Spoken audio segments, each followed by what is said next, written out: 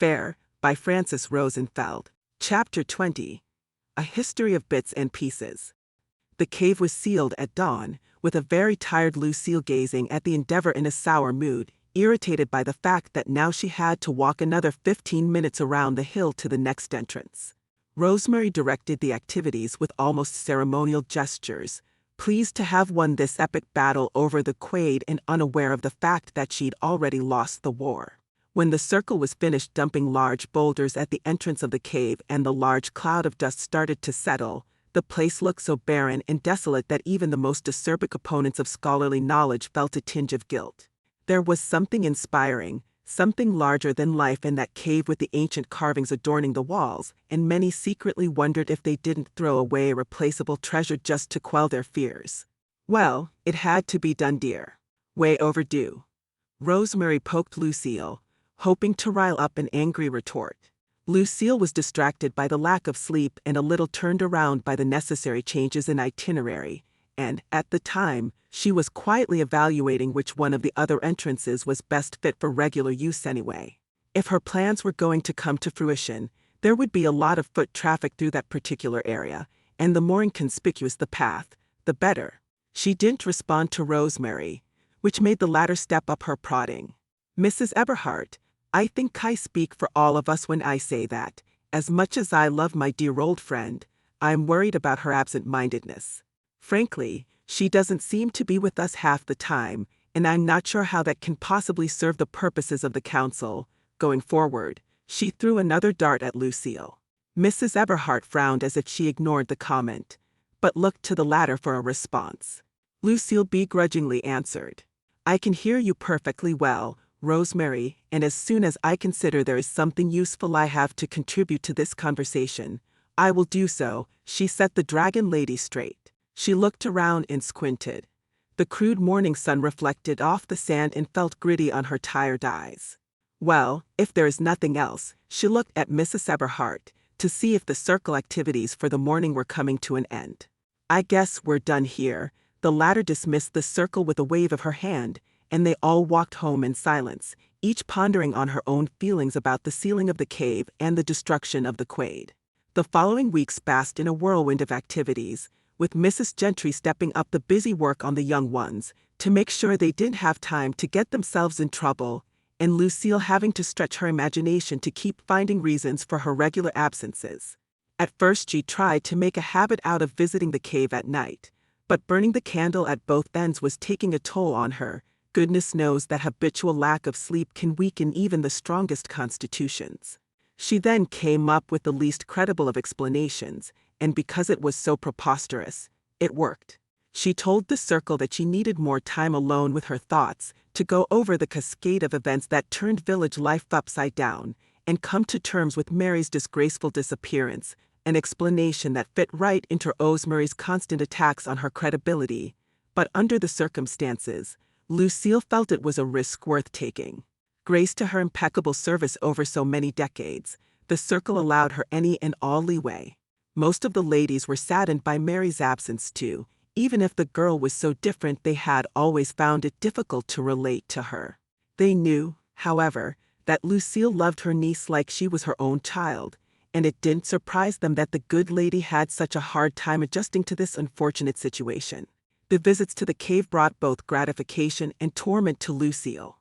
Every day the girl seemed to advance in knowledge by leaps and bounds, and yet, the knowledge became more and more alien to her aunt, who had to listen to the girl's excited reports, now peppered with words she'd never heard before, and share in her enthusiasm over activities that by village rule were considered anathema.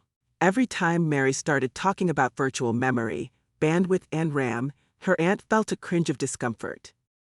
She soon got used to the weird changes in the mirror display, however, and surprised herself with the ease with which she had accepted them. But she also had this feeling of urgency that if they were to catch up with the centuries of knowledge they were kept from, all those willing to learn had to start immediately, and it would have been better if they started decades ago. She remembered the events surrounding Mary's birth and wondered how things could have evolved differently, and whether there was anything anybody could have done then. But for everything there's a season, and ideals need to take root before they can surge into the light. Lucille became quieter, thinking, thinking, putting together and disassembling plans until she found one she thought had the best chance of success. A few weeks and a couple of wool spinning workshops later, a strategy was developed, and if the circle ever caught wind of it, which would have been very unfortunate, they could have witnessed a most amazing feat. A long row of young girls walking through the desert at night, in total silence, stepping in each other's footsteps to leave as few footprints as possible, with the last one walking backwards and sweeping off all the traces of their passing. The one in the mirror brought in a few of his colleagues, and together they assembled an ad hoc curriculum, ready to be adjusted at a moment's notice to the girls' learning curve. Every night their young minds were mesmerized by this miraculous world of knowledge they never dreamt existed, slowly advancing through the wonders of alchemy, arithmetic, chronicling, the workings of living things, the workings of non-living things, the art of storytelling, the rule of law, the essence of wisdom, but most of all, how to write enchantments to make the mirrors do their bidding, a task they all took to like ducks to water, as if spellbound. The next day they were so tired they often fell asleep in workshop, their noses buried in the baskets filled with spools of not yet spun wool. Mrs. Gentry worried she was working the girls too hard, and in a very uncharacteristic move, decided to lighten their workload. But the tiredness and the falling asleep persisted. On rare occasions, one of the girls, on the brink of exhaustion, talked in her sleep, and words like acetyl-CoA or oxidative phosphorylation strengthened the convictions of the most conservative ladies of the circle that evil was at work in their midst, preying on the young ones, so they stepped up their efforts to inculcate the correct values into this precious at-risk group. Discipline was brought front and center, and the rules of attire were strictly enforced, and the ladies were pleased to see the girls offered no resistance to these new restraints on their lives, and congratulated themselves for having raised the young generation so well.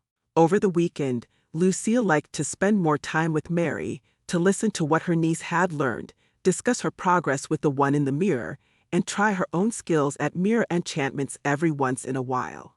Strangely enough, life had found a new balance and settled into it like a river in a new bank, in this strange toplit environment, open to the sky, where everything that was needed was spun out of artificial spider silk and all questions found answers inside the many layers of the mirror.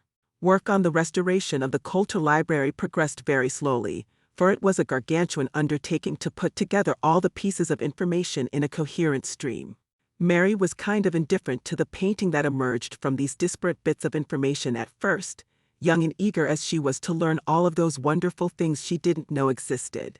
But the more the tapestry of events from centuries ago unfolded under her eyes, the more interested she became in its significance.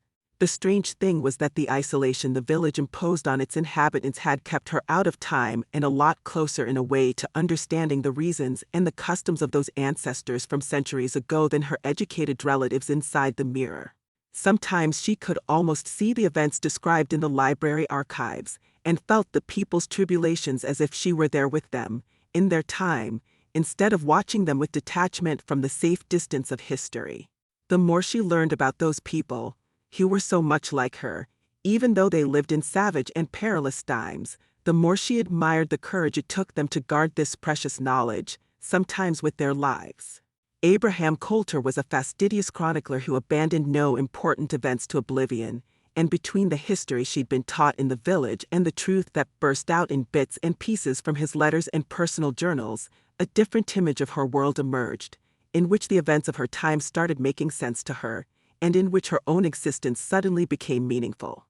She didn't know why, but she felt it, as if she had found her place in the world and smoothly snapped in place inside it, as if her life story was always meant to be.